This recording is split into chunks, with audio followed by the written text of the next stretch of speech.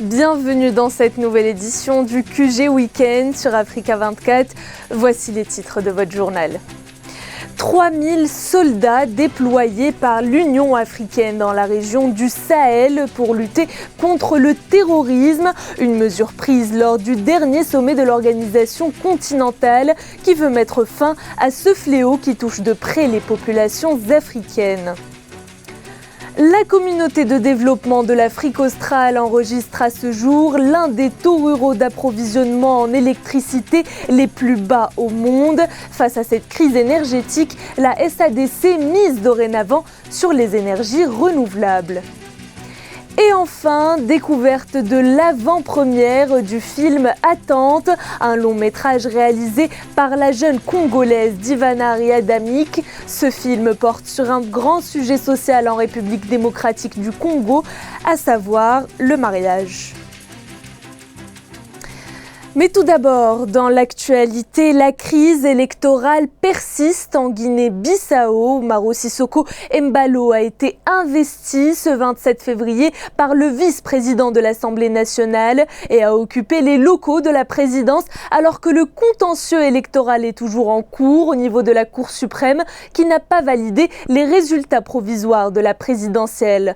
Par ailleurs, le président de l'Assemblée nationale, Cipriano Kassama, a également été investi ce vendredi 28 février à l'Assemblée, président par intérim par une partie des députés et en présence du Premier ministre Aristide Gomez, comme le prévoit la Constitution du pays en cas de vacance du pouvoir. Umaro Sissoko Embalo a limogé ce vendredi le Premier ministre et a nommé à sa place Nuno Gomes Nabiam, candidat arrivé 3e à l'élection présidentielle. L'armée aurait fermé le palais du gouvernement, le palais de justice et occuperait la radio et la télévision nationale.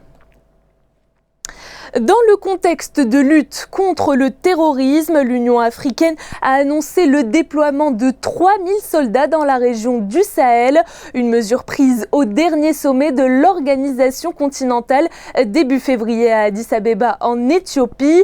Ces nouvelles troupes viennent donc en soutien aux forces du G5 Sahel ainsi que la force française Barkhane présente également dans la région. À ce jour, aucun détail n'a encore été divulgué sur les modalités et le calendrier de ce déploiement. Les précisions dans ce sujet de Aïssatou Bari.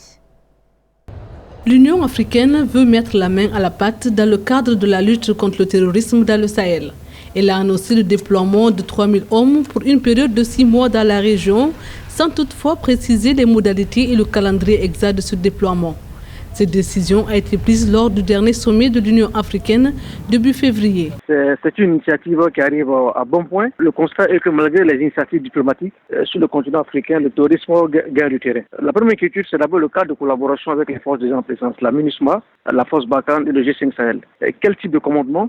Les 3000 soldats qui seront dans la zone sahélienne seront sous quel type de commandement et sous quelle protection? C'est un signal militaire mais aussi et surtout politique. Par cette décision, les États africains entendent de moins en moins sous-traiter avec d'autres organisations internationales la question de la lutte contre le terrorisme. Déjà, il y a les divergences de stratégie. Déjà, il y a les initiatives diplomatiques locales au Mali par rapport au rapprochement entre Yaya Gali et Amadou Toufa et le gouvernement de Bamako. Il n'est pas exclu, en dehors des négociations, de mettre en place une force dissuasive en termes d'armement et en termes de présence militaire au Sahel pour que ces forces djihadistes puissent abdiguer en tant que telles. Mais la présence des forces militaires africaines, les 3000 soldats qui viendront, aura quasiment un effet dissuasif. La résolution du problème de la dégradation de la sécurité dans le Sahel est au cœur de l'agenda de l'Union africaine. L'Afrique du Sud, qui a pris lors du dernier sommet la présidence tournante de l'UA, envisage d'accueillir un sommet extraordinaire sur les questions sécuritaires en mai. D'après l'ONU, les violences de groupes extrémistes ont fait 4000 victimes en 2019 au Sahel, soit 500% de plus qu'en 2016. Dans le reste de l'actualité, le président guinéen Alpha Condé a annoncé ce vendredi 28 février le report du double scrutin des législatives et du référendum constitutionnel qui devait se tenir ce dimanche 1er mars. Les électeurs étaient appelés aux urnes pour des élections législatives couplées à un référendum sur une nouvelle constitution dans un contexte de tensions croissantes entre le pouvoir et l'opposition dont les principales composantes appelaient au boycott boycott de ce double scrutin. L'annonce d'Alpha Condé intervient dans un contexte où plusieurs organisations internationales ont émis des doutes sur la possibilité d'organiser le scrutin dans de bonnes conditions. La communauté économique des États de l'Afrique de l'Ouest et l'Union africaine ont ainsi annoncé leur décision de ne pas déployer d'observation lors de ces élections. L'économie zimbabwéenne, avec une croissance quasi nulle en 2020, c'est ce que rapporte le dernier rapport du Fonds monétaire international. L'organisation souligne la persistance d'une grave insécurité alimentaire dans la perspective d'une nouvelle récolte insuffisante due à la sécheresse. Le Programme alimentaire mondial des Nations Unies estime que la moitié des 15 millions d'habitants se trouvent actuellement en situation de grave insécurité alimentaire. Mais ces prévisions très alarmantes ne freinent pas la détermination des autorités à sortir le pays de la crise. Un sujet de Aïssatou Bari. Dans sa dernière note sur le Zimbabwe, le FMI table sur une croissance quasi nulle pour l'année 2020. L'économie s'est nettement contractée en 2019, amplifiée par un dérèglement du climat qui a ralenti la production agricole et d'électricité. L'institution de Bretton Woods d'ajouter que même si le budget 2020 prévoit une hausse des dépenses sociales, cela ne suffira pas. Je pense que ce n'est pas un cas désespéré. Le potentiel économique existant au Zimbabwe peut permettre à ce pays, s'il prend de bonnes mesures de réformes monétaires et de réformes économiques conséquentes, de repartir à zéro. Mais je ne crois pas du tout personnellement à un bon accompagnement du Fonds monétaire international parce que c'est le gendarme des pays qui se venge justement de ces mesures de nationalisation de l'économie zimbabwéenne. La devise zimbabwéenne introduite il y a 6 mois a perdu sa valeur, l'inflation est élevée et les réserves de devises étrangères au plus bas. La Banque centrale du pays a d'ailleurs fixé son taux de référence à 35% pour limiter l'utilisation des devises étrangères. Par contre, le Fonds monétaire vient proposer encore une fois au Zimbabwe des restrictions monétaires parce qu'il a peur de déséquilibres sur le marché mondial. Et ça, c'est une erreur que beaucoup de pays africains sont en train de commettre.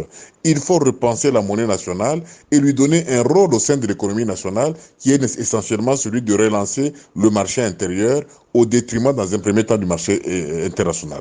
Malgré un tableau peu reluisant, les autorités sont optimistes. Le ministère des Finances a annoncé pour septembre 2020 le lancement de la première phase du plan quinquennal de développement du pays.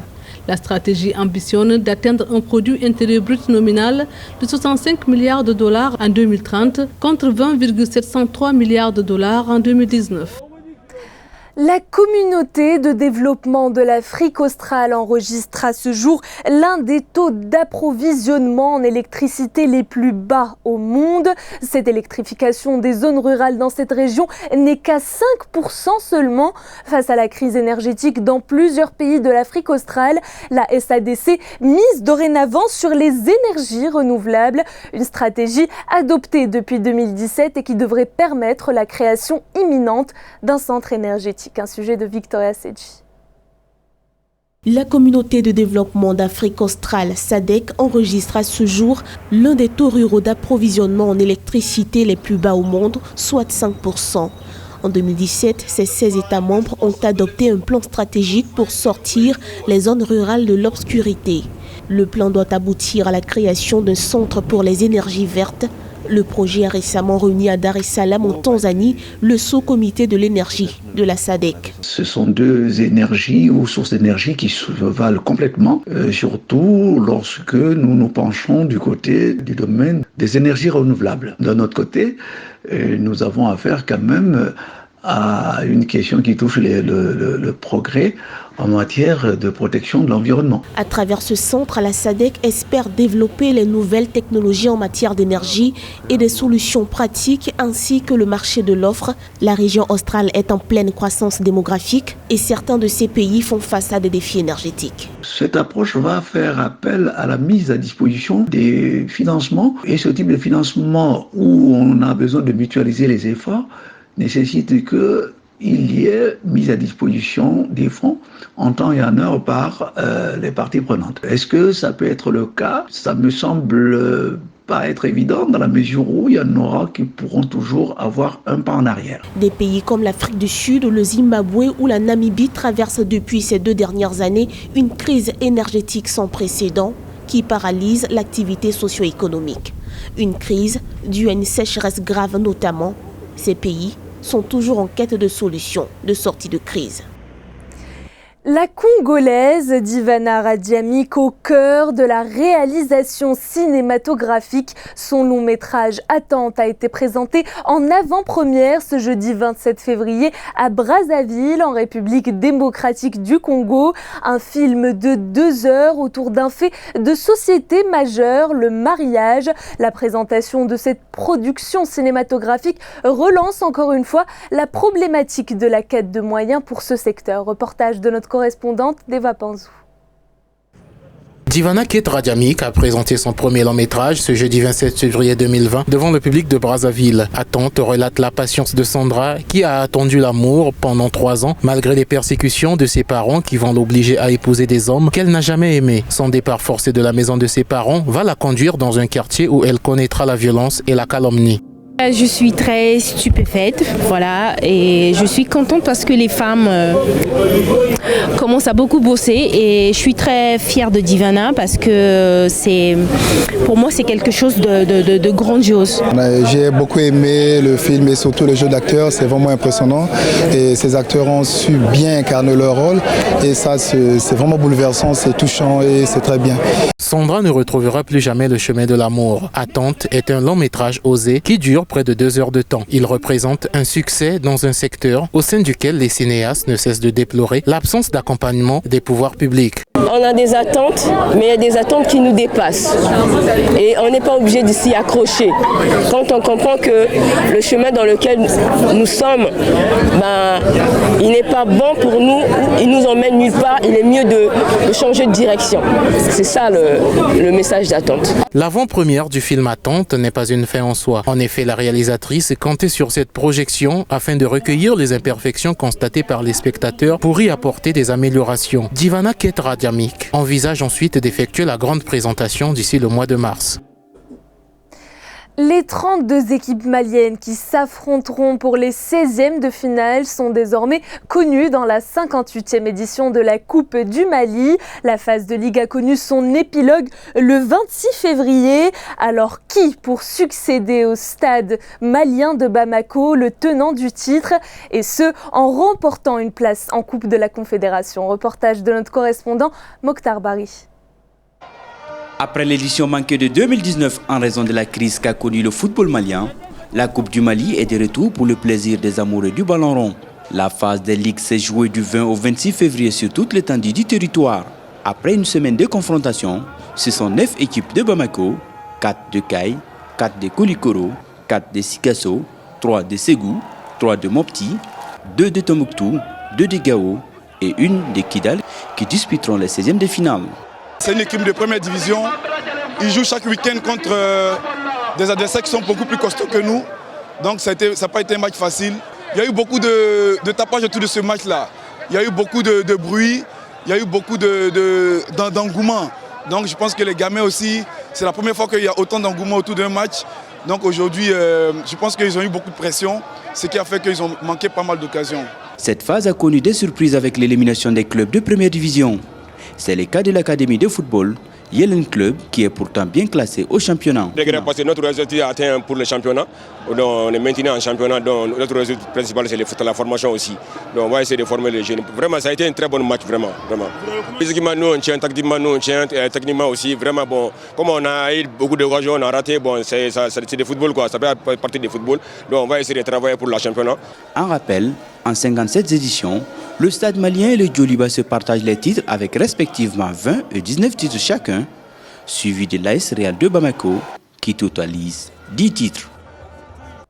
C'était le journal de la rédaction. Merci de votre fidélité. Retrouvez dans un instant une nouvelle édition de l'information sur Africa 24.